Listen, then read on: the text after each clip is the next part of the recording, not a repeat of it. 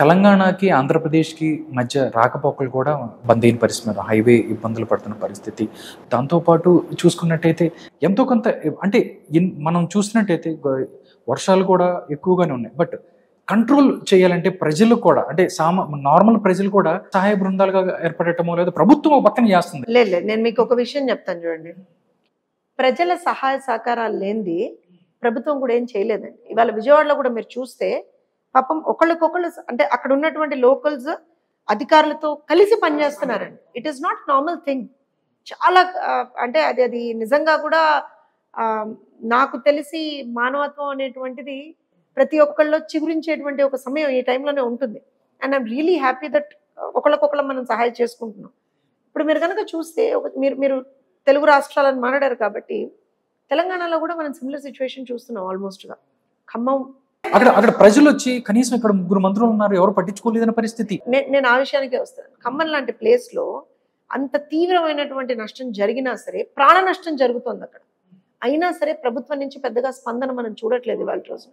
నేను అందుకే చెప్తున్నాను, కనీసం పక్క రాష్ట్ర ముఖ్యమంత్రి, పక్క రాష్ట్ర మంత్రుల నుంచైనా వీళ్ళు నేర్చుకోవాలి కదా. ఒక్క మంత్రి ఆన్ గ్రౌండ్ లేడు, ఒక్క ఏమంటారు అని అంటే ప్రాపర్ కోఆర్డినేషన్ లేదు, హెల్ప్ లైన్స్ లేవు. మీరు గమనించండి, నిన్న చంద్రబాబు నాయుడు గారు ఇమ్మీడియట్గా first thing it was help line creation చేశారు. నూక్ అండ్ కార్నర్కి ఒక అధికారిని పెట్టేశారు. అలాంటిది ఏది అసలు ఆ సిస్టమే లేదు ఇక్కడ.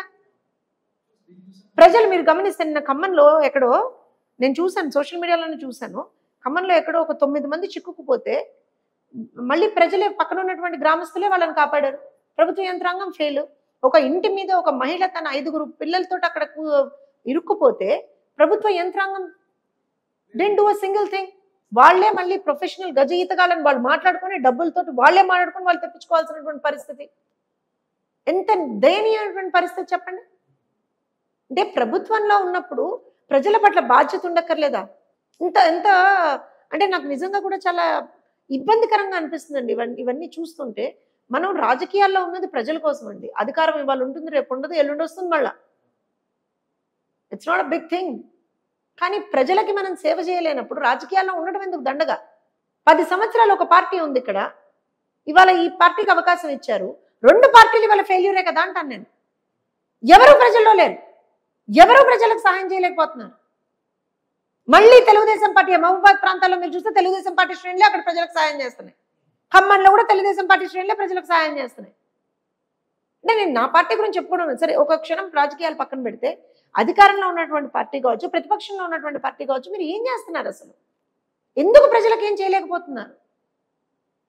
కనీసం ఏం జరుగుతుంది? మీది కాంగ్రెస్ అయితే ఏంటి, సెంట్రల్లో ఉన్నది ఎన్డీఏ అయితే ఏంటి? కనీసం నువ్వు మాట్లాడాలి కదా, చెప్పాలి కదా, నీకేం సాయం కావాలో చెప్పాలి కదా. ఎందుకు చెప్పలేకపోతున్నారు? నేను చంద్రబాబు నాయుడు గారు కేంద్రంలో ఉన్నటువంటి పెద్దలతో మాట్లాడారు, ఎన్డీఆర్ఎఫ్ బృందాలను తెప్పించుకున్నారు, హెలికాప్టర్స్ని తెప్పించుకున్నారు, సహాయ సహకారాలు తీసుకుంటున్నారు. అప్పటికీ కేంద్రంలో ఉన్నటువంటి పెద్దలు ఇక్కడ ఉన్నటువంటి ముఖ్యమంత్రితో మాట్లాడారు, వాళ్ళే మాట్లాడారు, వీళ్ళేం చేయాలి, వాళ్ళే మాట్లాడారు, అయినా సరే నో రెస్పాన్స్. ఏంటి అసలు? ఎందుకంత ప్రజలంటే ఎందుకంత చిన్న చూపు? ప్రజల ప్రాణాలంటే ఎందుకంత చిన్న చూపు? కనీసం పక్క రాష్ట్రంలో జరుగుతున్నటువంటి రోజు వస్తుంది కదా, మీకు నిన్నటి నుంచి వస్తుంది కదా, రియాక్ట్ అవ్వాలి కదా. ఇంకోటి కూడా మేడం, ఒక దాని నుంచి మీ నుంచి ఒక రెస్పాన్స్ తీసుకున్నాను మేడం. అంటే హైడ్రాకి సంబంధించి కొన్ని జరుగుతున్నాయి మేడం. ఇప్పుడు రాజకీయాలు మాట్లాడతాం కాదు, కానీ పేదల ఇళ్లను కూల్చేస్తున్నారు అని చెప్పిన పరిస్థితి. ఇంకొకళ్ళు కాంగ్రెస్ పార్టీ నాయకులు వాళ్ళు మాట్లాడటం అయితే, మీరు ఇలాంటి అన్ని చెరువుల్లో కట్టడం వల్లే ముంపు ప్రాంతాలు గురైపోతున్నాయి అని చెప్పి మాట్లాడుతున్నారు.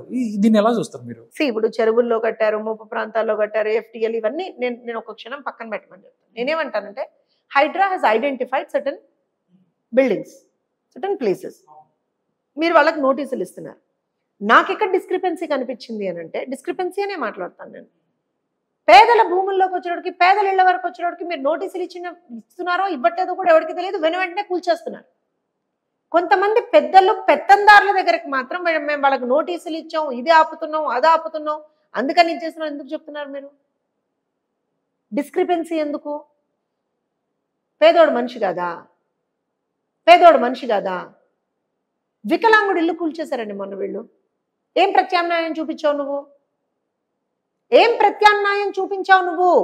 ప్రభుత్వంలో ఉన్నవాడివి వికలాంగుడి ఇల్లు నువ్వు కూల్చేసినప్పుడు, పడగొట్టేసినప్పుడు ఎక్కడ రోడ్డు మీద ఉంటాడా? ప్రత్యామ్నాయం చూపించక్కర్లేదా? ఎందుకు చూపించలేకపోతున్నావు? ఎవడి మీద కక్ష నీకు? ఎవడి మీద కక్ష?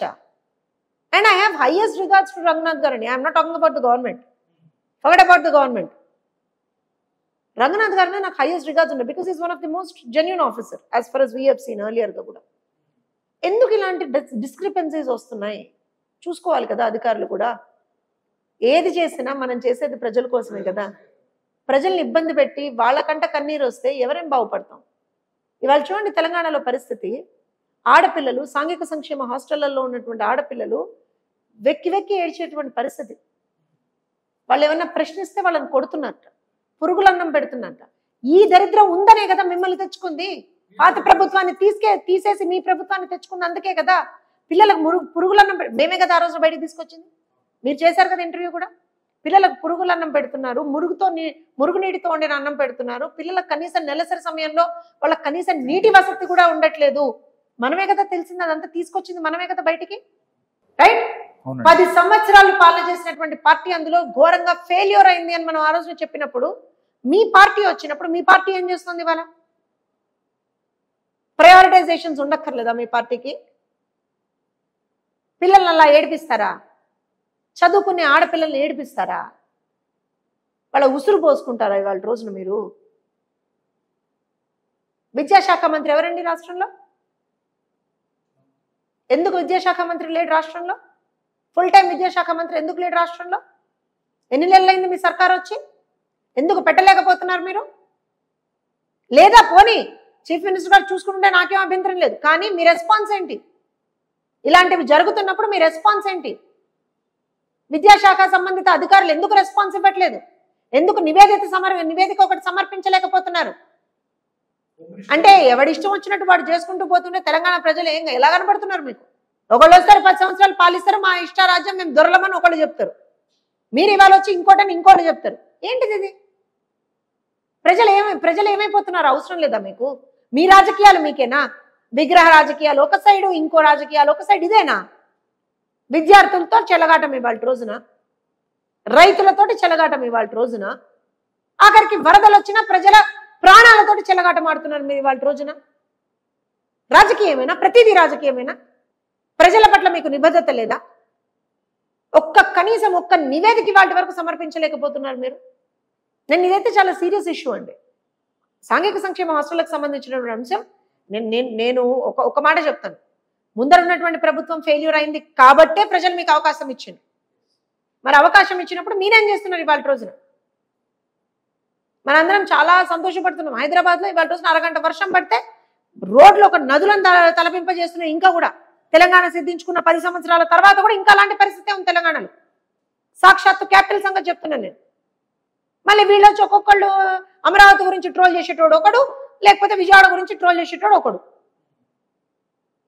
టీఆర్ఎస్ వాళ్ళ గురించే మాట్లాడుతున్నాను నేను, కాంగ్రెస్ వాళ్ళ గురించే మాట్లాడుతున్నాను నేను. హైదరాబాద్లో ఏం చేస్తున్నారో చూడనీకి చేయనీకి మీకు చేతగాక తెలుగుదేశం పార్టీ మీద పడి ఏడుస్తారు, అమరావతి మీద పడి ఏడుస్తారు, ఇంకో రాష్ట్రం మీద పడి ఏడుస్తారు. మీరేం వెళ్ళబడి హైదరాబాద్లో? మీ ప్రభుత్వం వచ్చి కాంగ్రెస్ వాళ్ళ మీ ప్రభుత్వం వచ్చి ఎన్ని నెలలు అవుతుంది? ఎందుకు ప్రిపేర్నెస్ లేదు? వర్షాలు వస్తాయని తెలియవా మీకు? డ్రైనేజీని క్లియర్ చేయాలని తెలియదా మీకు? పూడిక తీయాలని తెలియదా మీకు? 10 సంవత్సరాలు ఎలగబెట్టింది కదా అధికారం టీఆర్ఎస్ వాళ్ళు. ఏం చేసిండు 10 సంవత్సరాల్లో? ఎందుకు ప్రతిసారి వర్షం వచ్చినప్పుడు ఇంకా కూడా హైదరాబాదు ఒక నదిని ఎందుకు తలపింపజేస్తుంది మనకి? ఇది చెప్పనీకి చేతగాక పక్క రాష్ట్రం మీద పడి ఏడుస్తారు. ఓకే మేడం, ఏది ఏమైనప్పటికీ 2 తెలుగు రాష్ట్రాల్లో ప్రజలైతే ఇబ్బంది పడుతున్న పరిస్థితి మేడం. ఆంధ్రప్రదేశ్ ప్రభుత్వం స్వయాన ముఖ్యమంత్రి చంద్రబాబు నాయుడు గారు గ్రౌండ్ లెవెల్లో ఆన్ గ్రౌండ్ లో ఉండి 24 గంటలు ఆయన తిరుగుతున్నారు. 74 సంవత్సరాల వయసులో కూడా. మిగతా కూడా అధికారులు అందరు కూడా ఉన్నారు. అక్కడ నాయకులు కానీ ఇక్కడ కూడా పరిస్థితి చూసుకున్నట్టయితే చాలా ఇబ్బందికర పరిస్థితులు ఉన్నాయి తెలంగాణలో. ఖమ్మంలో చూస్తే అక్కడ అందరూ వాళ్ళ ఆర్తనాదాలు, ఎవరు వచ్చారు మమ్మల్ని ఎవరు చూడటానికి రాలేదన్న పరిస్థితి. టోటల్గా ప్రజలకు కానీ అదేవిధంగా రాజకీయ నాయకులకు మీరు ఏం చెప్పాలనుకుంటున్నారు? ప్రజలకు ఒకటే చెప్తున్నాను, ఆంధ్రప్రదేశ్లో మీ గవర్నమెంట్ ఉంది, ఖచ్చితంగా మీరు చూస్తున్నారు. అర్ధరాత్రి లేక అపరాత్రి లేక అందరూ గ్రౌండ్లోనే ఉంటున్నారు, మీకు సేవ చేసుకోవడానికి ఉంటారు, మిమ్మల్ని కాపాడుకోవడానికి ఉంటున్నారు. మీరు కొంచెం జాగ్రత్తగా ఉండండి. మీ చుట్టుపక్కల ఉన్నటువంటి ఏదైనా ఇలాంటి వరదలు ఇలాంటివి వచ్చినప్పుడు కొంచెం జాగ్రత్తగా ఉండండి. సంబంధిత అధికారులకు ఇన్ఫర్మేషన్ పాస్ ఆన్ చేసే హెల్ప్ లైన్ నెంబర్స్ ఉన్నాయి, హెల్ప్ లైన్ నెంబర్స్ ఉన్నాయి. సంబంధిత అధికారులకు మీరు పాస్ ఆన్ చేయండి ఇన్ఫర్మేషన్. తప్పకుండా మీకు సహాయం అందుతుంది. అలానే తెలుగుదేశం పార్టీ శ్రేణులు అందరం కూడా ఆన్ గ్రౌండ్ ఉన్నారు. ఖచ్చితంగా మీకు ఎక్కడ ఏ విధమైనటువంటి ఇబ్బంది కలగకుండా చూసుకునేటువంటి బాధ్యత మాది. ఈవెన్ తెలంగాణలో కూడా ప్రభుత్వం స్పందించాల్సినటువంటి అవసరం ఉంది. నిద్రపోతూ కూర్చుంటే కాదు, నిద్ర లేచి ప్రజలని ఆదుకునేటువంటి ప్రయత్నం చెయ్యండి. తెలుగుదేశం పార్టీ శ్రేణులందరికీ కూడా, తెలంగాణ ప్రాంతంలో ఉన్నటువంటి తెలుగుదేశం పార్టీ శ్రేణులందరినీ కూడా మేము రిక్వెస్ట్ చేస్తూ ఉన్నాము. ఎక్కడెక్కడ ఏ విధమైనటువంటి ఇబ్బందులు ప్రజలు ఎదుర్కొంటున్నారో దయచేసి కన్సర్న్ అధికారులకి, కన్సర్న్ ప్రజాప్రతినిధులకి చెప్పేటువంటి, పాస్ ఆన్ చేసేటువంటి ఒక హెల్ప్ చేయండి. అలానే మీ చేతనైంది మీకు హెల్ప్ చేయండి. ఏదన్నా ఉంటే కన్సర్న్ అఫీషియల్స్కి ట్యాగ్ చేయండి. అందరం కూడా కలిసికట్టుగా ఈ విపత్తును ఎదుర్కొందాం. రాజకీయాలన్నీ తర్వాత, రాజకీయాలు పక్కన పెట్టేది, రాజకీయాలు పక్కన పెట్టేది. ప్రతిపక్షం వైసీపీ నాయకులకి ఏమన్నా చెప్తారా? వైసీపీ వాళ్ళకి ఏమైనా చెప్తారా? వాళ్ళకి ఏం చెప్తాం? చెప్పినా కానీ తోలు మందం సన్నాసులు వాళ్ళకి ఏమైనా చెప్పగలుగుతామా? ఒకటే చెప్తున్నాం, బాస్ మీ జగన్మోహన్ రెడ్డి కూడా రేపు ఎలాగో లండన్ పారిపోతున్నాడు కాబట్టి, ఉన్నటువంటి ఎలాగో మీరే ఇక్కడ ఉంటారు కాబట్టి కనీసం మీరు కొద్దో గొప్ప మీ మీద ప్రజల్లో ఏదన్నా కోపం ఉండకూడదు. విపరీతమైన కోపం ఉంది వాళ్ళ మీద, కొంచెం ఏమైనా దాన్ని తగ్గించుకునేటువంటి దిశగా మీరు పనిచేయాలి అని అనుకుంటే ప్రజలకు సహాయ సహకారాలు అందించండి. ప్రభుత్వాన్ని రాజకీయాలు మాత్రం చేయొద్దు, రాజకీయాలు చేయొద్దని చెప్తున్నాను. రాజకీయాలు చేస్తే వాళ్ళకి నష్టం, మాకే నష్టం ఉందండి. విపత్తుల సమయంలో రాజకీయం చేస్తే వాళ్ళని ప్రజలు తుప్పుకుని ఉమ్మేస్తారు వాళ్ళ మొహం మీద, అంతకుమించి జరిగేదని లేదు. Okay, thank you so much madam. దీనికి సంబంధించి ఎవరైతే ప్రజలు ఏ విధంగా ఉండాలి, ఎలాగా ఉండాలి అనేది చక్కగా వివరించారు. నమస్కారం అండి.